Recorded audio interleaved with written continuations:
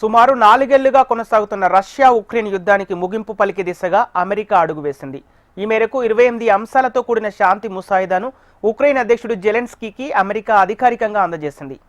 America నుంచి భద్రతా హామీలు పొందాలంటే డాన్బాస్ ప్రాంతాన్ని రష్యాకు వదిలేయడంతో పాటు సైన్యం పరిమాణాన్ని తగ్గించుకోవాలని సూచించింది. అయితే ఈ ఒప్పందంలో కేవలం ఉక్రెయిన్ మాత్రమే కాకుండా మాస్కో కూడా కొన్ని రాజీలకు రావాల్సి ఉంటుందని అమెరికా అధికారులు స్పష్టం చేస్తున్నారు.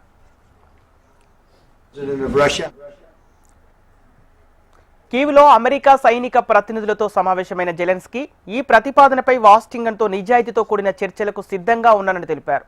రానున్న రోజుల్లో జెలెన్స్కీ అమెరికా అధ్యక్షుడు డొనాల్డ్ ట్రంప్తో చర్చించి ఈ అంశాలపై కీలక నిర్ణయం తీసుకోనున్నారు. అమెరికా ప్రణాళికపై ఐరోపా దేశాలు తీవ్ర ఆందోళన వ్యక్తం చేశాయి. రష్యా నుంచి స్పష్టమైన హామీలు లేకుండా ఉక్రెయిన్పై భారీ రాయితీల కోసం ఒత్తిడి తేవడం సరైన చర్య కాదన్నారు.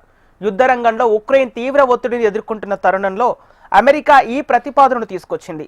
రష్యా సేనలు పోక్రోవ్స్ నగరం వైపు దూసుకెళ్తున్నాయి. దీనికి తోడు దేశంలో అవినీతి కుంభకోణం కారణంగా 2 మంత్రులను తొలగించడంతో జెలెన్స్కీపై తీవ్ర రాజకీయ ఒత్తిడి ఉంది. శాంతి స్థాపనకు ఇరుపక్షాలు కఠినమైన రాజీలకు సిద్ధపడాలని అమెరికా విదేశాంగ మంత్రి మార్కో రూబియో వ్యాఖ్యానించారు.